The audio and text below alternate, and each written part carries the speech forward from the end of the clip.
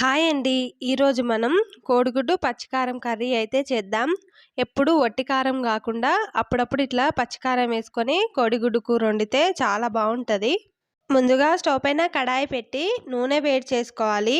నూనె వేడైన తర్వాత అందులో ఆవాలు, జీలకర్ర, కరివేపాకు వేసుకున్నాక సన్నగా కట్ చేసుకున్న ఆనియన్, చిటికెడు ఉప్పు వేసుకొని కలిపి కొద్దిగా మగ్గనివ్వాలి.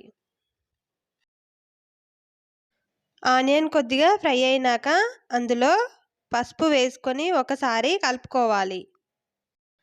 తర్వాత ఇందులో ఎగ్స్ని పగలగొట్టి వేసుకోవాలి.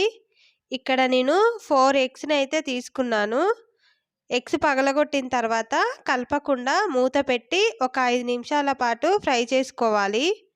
ఈలోగా మనం పచ్చిమిర్చి కారాన్ని అయితే గ్రైండ్ చేసుకుందాం. ఒక చిన్న మిక్సర్ జార్లో పచ్చిమిరపకాయలు, పిడికెడు కొత్తిమీర, రుచికి సరిపడా ఉప్పు వేసుకొని ఒకసారి గ్రైండ్ చేసుకొని తీసుకోవాలి. తర్వాత మూత తీసి ఎగ్స్ని ఒక్కసారి తిప్పేయాలి. ఇలా తిప్పేసేటప్పుడు స్లోగా తిప్పేసుకోవాలి. అన్నీ ఉల్టా తిప్పేసుకున్న తర్వాత ఒక 2 నిమిషాలు మగ్గనియాలి. 2 నిమిషాలు మగ్గిన తర్వాత మనం గ్రైండ్ చేసి పెట్టుకున్న పచ్చికారాన్ని వేసి ఒకసారి కలుపుకోవాలి. పచ్చికారం వేసుకొని కలుపుకున్న తర్వాత 10 నిమిషాల పాటు మూత పెట్టి ఫ్రై చేసుకోవాలి. 10 నిమిషాలు అట్లా వదిలేయకుండా మధ్య మధ్యలో మూత తీసి కలుపుకుంటూ ఉండాలి, లేదంటే కారం మాడిపోతుంది.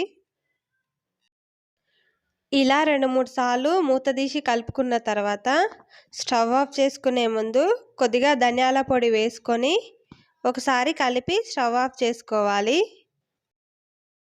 ఈ కర్రీ మనకి చపాతీలోకి కానీ రైస్లోకి కానీ చాలా బాగా సెట్ అవుతుంది.